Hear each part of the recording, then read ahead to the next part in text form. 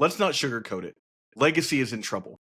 The past few ban and restricted announcements have been anemic at best. Wizards of the Coast clearly doesn't have the bandwidth or willpower to give Legacy the attention it deserves. And it's showing, especially when it comes to Reanimator. Reanimator has slowly but surely pushed Legacy into a state of hyper-efficiency and reduced interactivity. It's no longer just one of the format's explosive combo decks. It's the deck in the format that everyone else has to race against, prepare for, or die trying. To keep up, every other deck has had to power up dramatically. Fair decks are disappearing. Innovation is down. Classic mid-tier decks like Maverick, D&T, Checkpile, Nickfit, basically extinct. How do we fix it? I have 3 paths forward. Let's start with the messiest.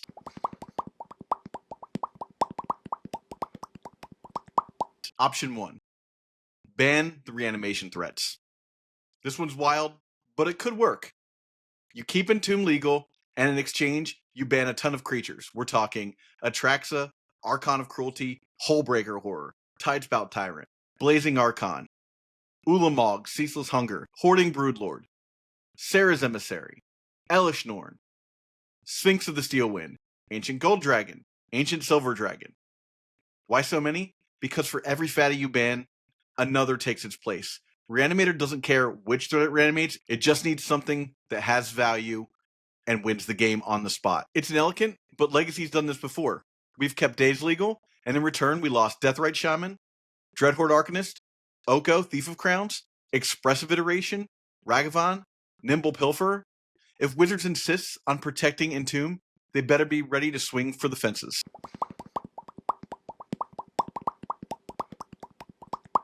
Option 2. Ban Entomb.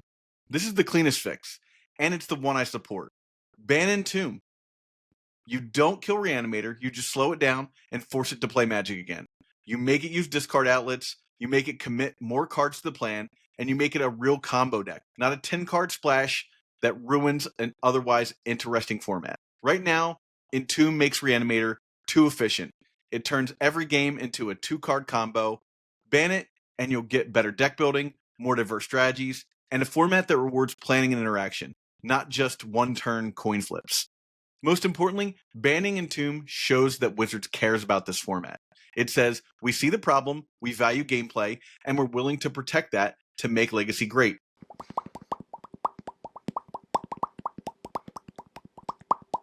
Option 3. Now here's the part of the conversation that always derails. Banning Brainstorm or Ponder or Force of Will or Daze. Let me be crystal clear. These cards are not a problem. They're the reason the format is still playable. They're what keeps things in check. They're what allows blue decks to fight combo. They're the glue that holds Legacy together for both the blue and non-blue decks. And look, I get it. I think Daze could have been banned years ago, sure. But we moved past that. Several cards have already been banned for Days of Sins, and the format got better because of it. Do I love that we have to keep banning cards to keep that card in check? No. But that's a whole other video. That's the reality of Legacy right now. Just for 1 second, look into your heart of hearts. If you care about Legacy, if you care about big events that mean something to the community, if you care about the community at all, then you know that constantly calling for the bans of Brainstorm and Daze and the Cantrip Cartel is a waste of everyone's time. My time, your time, and everyone who reads these comments online. If you can't accept that Daze is part of Legacy, then I don't think we're having the same conversation. And every time you lose to Daze, you hop online and whine about it instead of asking why you lost. Man, it's the 2025 equivalent of blaming net decking. You sound like a 70-year-old at work yelling, "How do I open a PDF?" Spend your time learning why you're losing.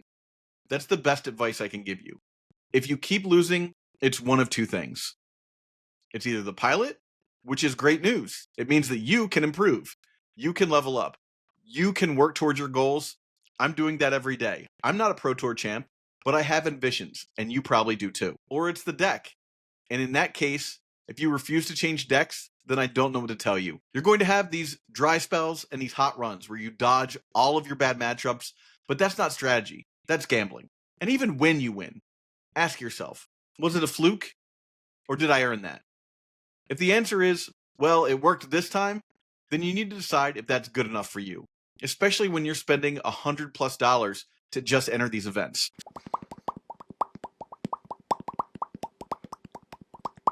So what's your solution?